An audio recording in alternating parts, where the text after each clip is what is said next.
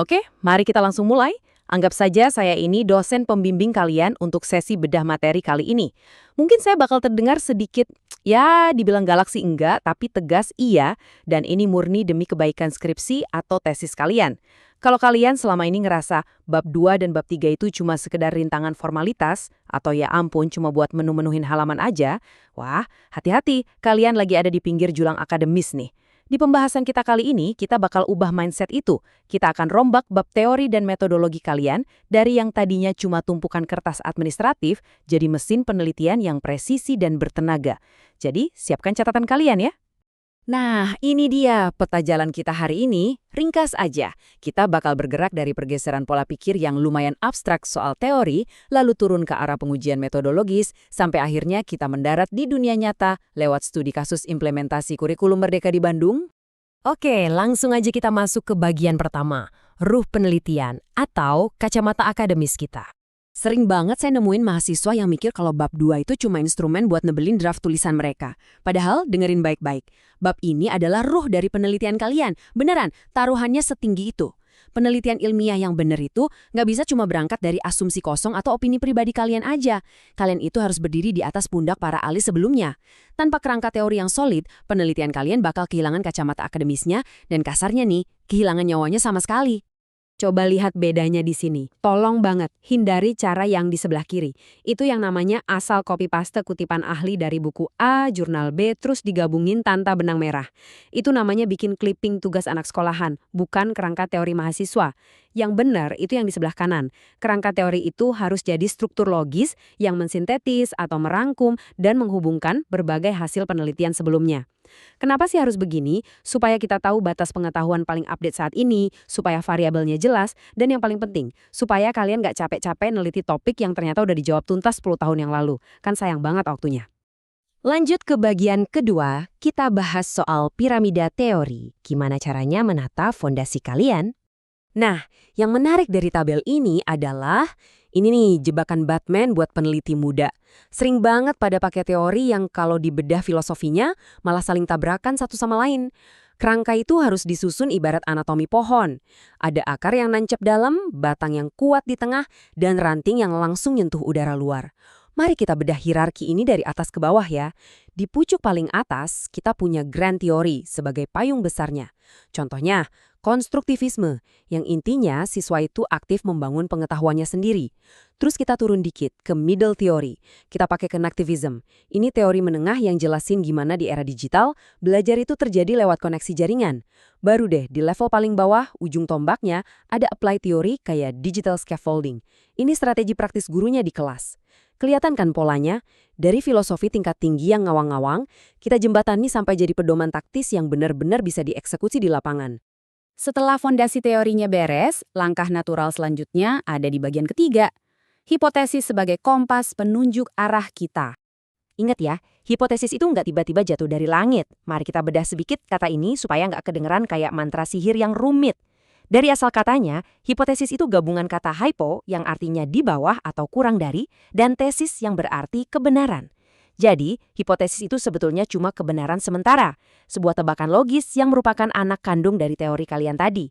Syarat mutlaknya, dia harus spesifik dan benar-benar bisa diuji pakai data empiris. Tolong banget jangan pernah bikin hipotesis yang normatif atau terlalu ngawang kayak, kebijakan ini akan membawa berkah bagi sekolah. Ya ampun, gimana coba cara ngukur variabel berkah di kuesioner kalian? Itu sama sekali nggak rasional buat sebuah karya akademis.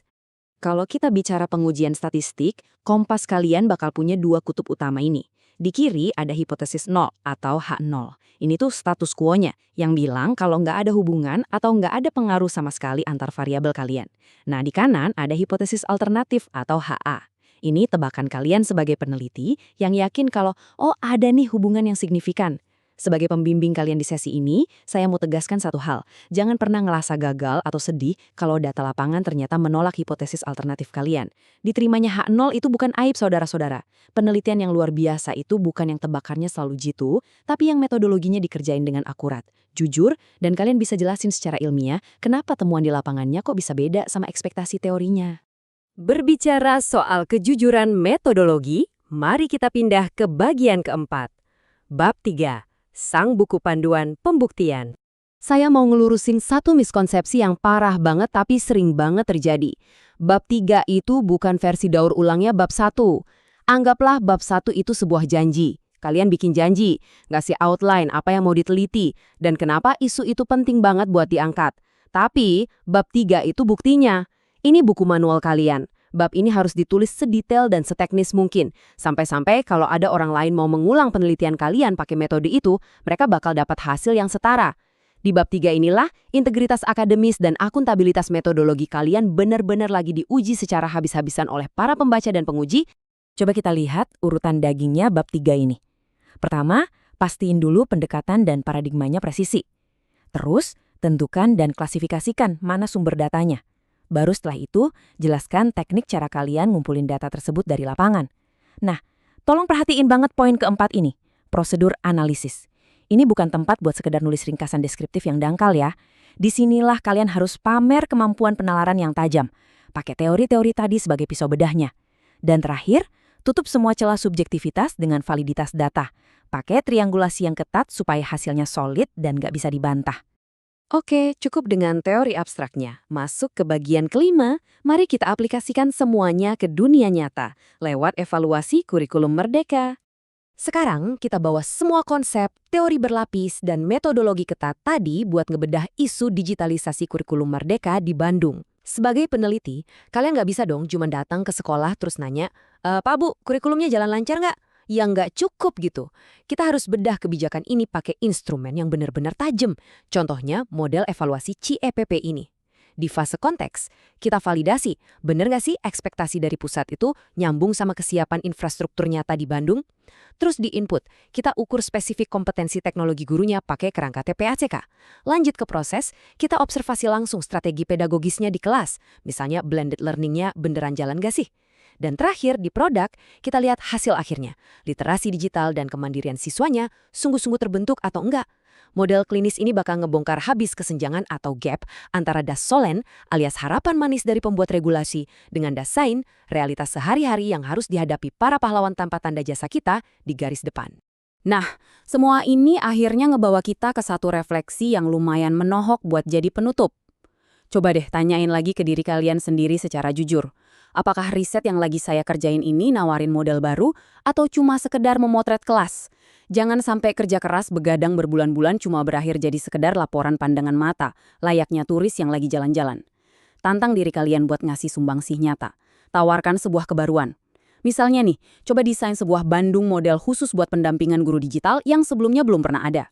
Jadilah arsitek perubahan akademis, bukan cuma pengamat yang pasif.